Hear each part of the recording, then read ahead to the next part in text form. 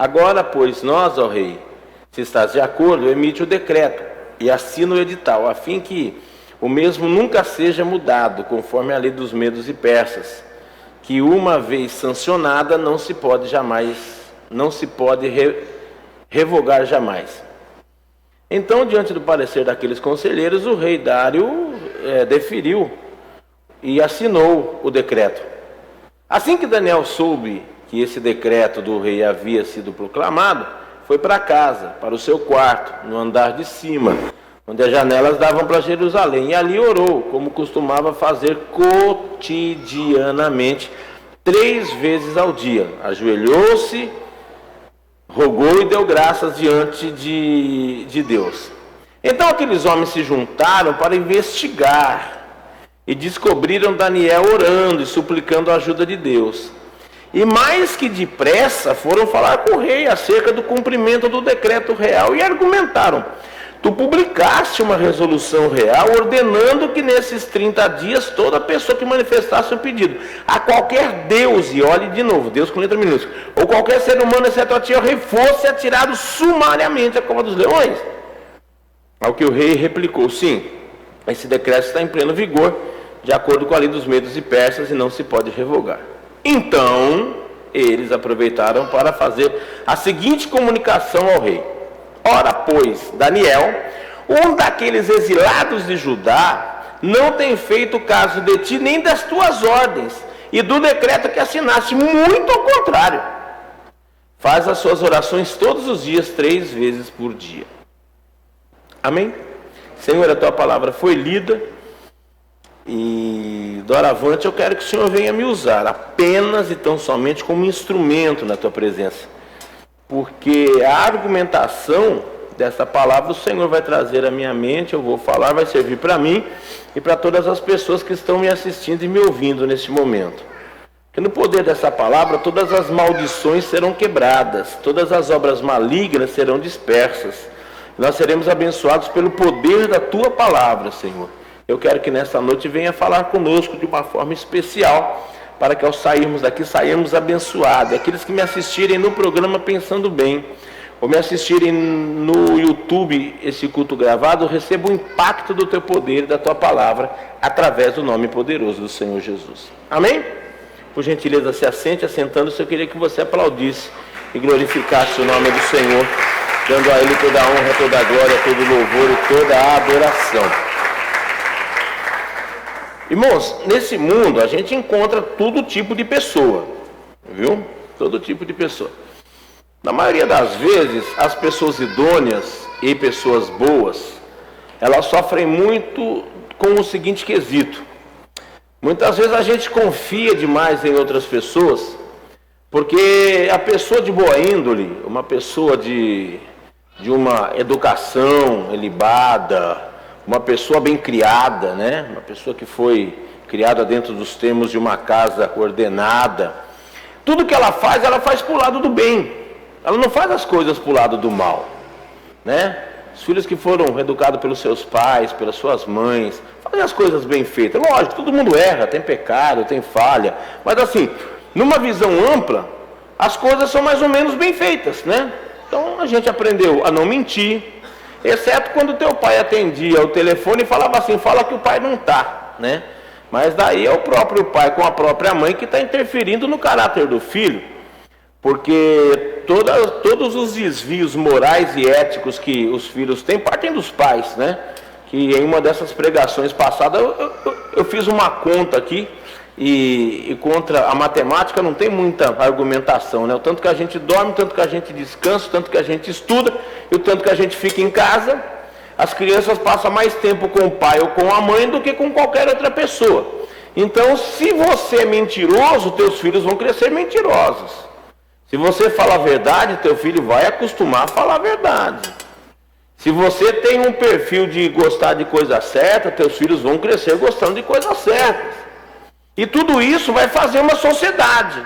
Assim como também tem gente que faz um monte de coisa errada e vão produzir crianças que fazem errado. Agora estamos falando de coisas adultas. Daniel, ele é um cara que veio de um exílio, né? A terra dele foi invadida, ele veio para cá, para esse país. Nesse país, ele tinha tudo para dar errado, ele e seus amigos, mas Deus sempre esteve com ele, porque no começo desse texto, terça-feira, eu ainda li, ele tinha um espírito excelente. Um espírito excelente dá-se a pensar, então, que era um cara que fazia tudo bem feito. Tudo bem feito. A Bíblia não fala se ele estava casado ou se ele estava solteiro, mas vamos supor que ele estava solteiro aqui. Ele levantava, ele arrumava a cama deles. Eu não sei se tinha um hábito de tomar café, tomar chá, mas eu penso que uma pessoa que tem um espírito excelente sai de casa, a casa está arrumada, né? Aí ele vai trabalhar, aí chega onde ele ia trabalhar, que ele trabalhava no palácio do rei, trabalhava muito bem, a ponto de, mesmo sendo exilado, ser escolhido pelo rei de antemão, antes dessa parafernália toda, ser escolhido para ser o governador, um cara abaixo do rei. Um cara abaixo do rei era para ser ele. Quando ele estava nessa ênfase de subir, aí que entra o que eu quero pregar hoje. Começou a turma do puxa-saco. Começaram a ver que ele não tinha envolvimento com coisas erradas, tudo que ele fazia era muito bem feito, e ele alcançou o crescimento profissional através da performance dele como profissional, como ser humano, que a gente, quando é bom numa coisa, é bom em tudo, quando é ruim também, sai ruim arrebentando tudo. E ele era bom no que ele fazia, então tudo que ele fazia dava certo. E ele começou a se destacar aos olhos do rei a ponto de... É mais ou menos assim, deixa eu te explicar. Vamos falar sobre essa hierarquia de hoje. Tinha a Câmara de Deputados, tinha a Câmara do Senado, tinha todos os ministros. O Daniel era para ser ministro-chefe da Casa Civil, que é o cara abaixo do presidente, que toma muitas decisões e é um conselheiro do presidente, que lá no caso era rei. Era esse posto que o rei ia por ele. O que aconteceu? Todos dele para baixo articularam uma situação para desmerecer. Como eles não acharam, eles precisaram se juntar e pedir por lei, e enganosamente, que eles induziram o rei errado. Depois, se você puder ler tudo isso, você vai ver que no 14 fala assim: quando o rei ficou sabendo que era Daniel, ficou triste, porque ele gostava do Daniel. Ele se esforçou até no final do dia para encontrar uma maneira legal de tirar Daniel de lá, mas não tinha, a lei tinha sido feita. E aqui começa o que eu quero falar para você nesta noite. Hoje, se nós entendemos o poder da palavra de Deus sobre as nossas vidas, e a nossa atitude estiver boa diante de Deus, não importa o que os homens fizerem, essa maldição não vai atrapalhar a nossa vida, porque o Deus que nós servimos através do nome do Senhor Jesus Cristo vai trazer livramento para nós. E não importa o tempo, mas no tempo dele o livramento vai chegar. Aí chega toda essa situação, o rei viu, então ele era um cara querido pelo rei. Mas ele não era querido porque ele era puxa-saco do rei. Ele era um cara querido porque tudo que ele fazia era bom. As pessoas que não tinham a mesma performance que ele formaram um grupo contrário. Esse grupo articulou uma mentira. E aí que eu falo para você que quando os homens querem nos derrubar, eles não conseguem prevalecer, porque o senso de justiça de Deus é excelente. É excelente. Os caras articularam, enganaram o rei, deram cerca Lourenço no rei. O rei, com uma cabeça cheia de coisa para pensar, nem atentou o negócio de... Porque estavam mexendo com o ego dele também, né? Não, todo mundo vai ter que falar que você é bonito. Vai que o rei era feio, feito Jorge, assim, né? Mas não vai ser mulher. Ele falou, é comigo mesmo o negócio. Só que depois, quando ele viu que era para Daniel, que ele falou, cara, esse cara é bom. Mas o mal já estava implantado. Hoje eu quero colocar uma situação para nós refletirmos, que a coisa mais importante para mim, dentro do conceito da pregação, é nós refletirmos a respeito do que está sendo ensinado para nós, para vermos em que situação que nós estamos. Quantas vezes da vida que nós estamos do lado dos inimigos de Daniel? Quantas vezes da vida, em vez de nós procurarmos o melhor, sairmos da mesmice, né? Sairmos da coisa mediana, para nós melhorarmos, nós começamos a implicar com pessoas. Quantas vezes que não tem nada a ver o teu superior contra você, mas você criou uma situação que você acha que a pessoa olha para você para te matar. Que é o que aconteceu com esses caras. Você percebeu essa atitude dessas pessoas? Eles tiveram inveja de um cara que subiu por mérito próprio. Daniel não pisou isso. Inclusive, se você pegar um outro capítulo, ele nem se deu ao luxo de comer as coisas que se servia. Ele falou assim, ó, chegou lá para o cozinheiro e falou assim, vamos fazer um trato, cara. Eu vou comer tal coisa. Aí ele se propôs a comer só legume, essas coisas, e não queria comer a carne vermelha, porque Deus ia sustentar ele passou por isso. Então não foi um cara que pisou em ninguém, que não entregou ninguém, que chegou mais cedo para ver se o pessoal estava fazendo. Não, ele fazia as coisas com excelência na vida dele. E em contrário dessa turma do contra, todos os prefeitos, sábatas, todo mundo daquela legião de políticos, porque aqui nós estamos falando de uma classe política, todos eles tinham alguma coisa que não subia na vida. Precisou vir um estranho à terra deles, eu acho que é isso que deixou eles mais indignados, porque do povo deles o rei não escolheu ninguém. Só vinha um de fora para assumir o cargo mais importante daquele reinado.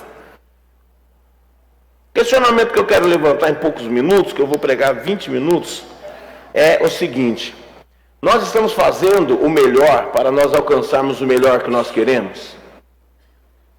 Será que nós estamos fazendo tudo com excelência dentro daquilo que nós pretendemos? E vamos falar de uma coisa. Eu quero traçar um paralelo material e um paralelo espiritual.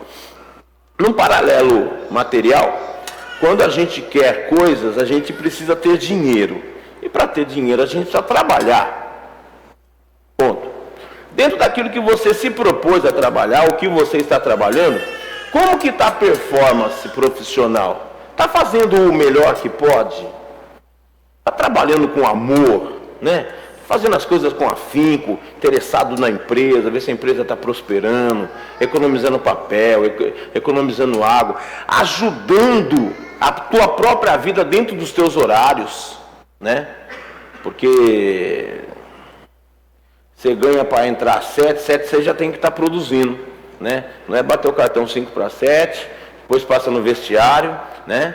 Eu estou falando isso porque nas empresas só dizendo isso, cara. Aí você vai tomar café, aí você dá uma enroladinha, vai no banheiro, dá uma cochiladinha. Tem gente que chega no departamento 15 para as 8. Engoliu 45 minutos da entrada da empresa. Você acha que isso, vamos falar num paralelo espiritual, isso é uma oferta de Caim ou é uma oferta de Abel? Raciocina. Aí você sabe que você tem um custo, né? Que a gente tem um salário. O que você faz? Está te pagando? Você está dando lucro para aquela empresa? Se você não tiver, fica tranquilo. Você daqui uns dias vai ser mais um desempregado. E não estou rogando praga na tua vida. Só estou te trazendo para a consciência.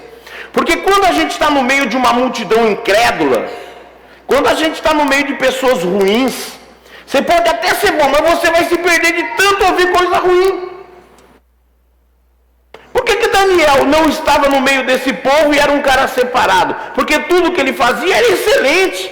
E as coisas excelentes não combinam com coisas mal feitas.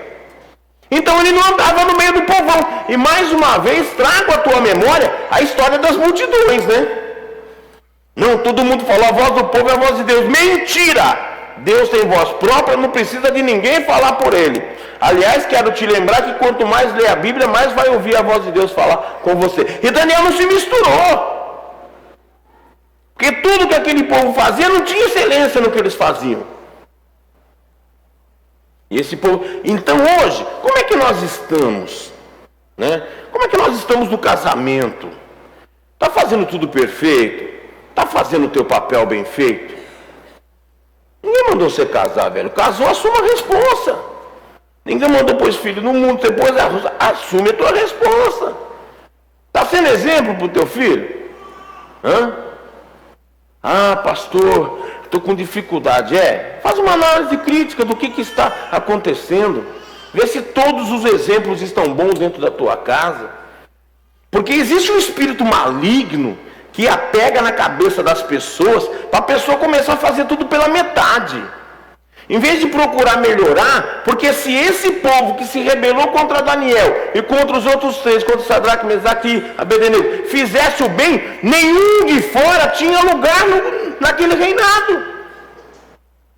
E você sabe o que me traz a pensar? muitas vezes nós estamos numa zona de conforto tão grande que tipo assim, eu sou desse país mesmo, o rei é meu primo porque eu sou primo de 3º grau, porque eu sou parente do porteiro da vizinha do fundo, porque a minha avó lavava a roupa do rei, então minha mãe também lava, então eu tenho aqui, eu estou tranquilo e não preciso fazer nada. O comodismo, tanto físico quanto espiritual, vai trazer sérios problemas na vida da gente. E isso se torna uma maldição. Porque em vez de melhorarmos, nós vamos começar a nos ajudar para reclamar. Que você percebeu aqui no que eu estava lendo? Eles começaram a se juntar e a murmurar. Pô, mas como que o rei bota um cara desse, cara, para ser ministro da Casa Civil?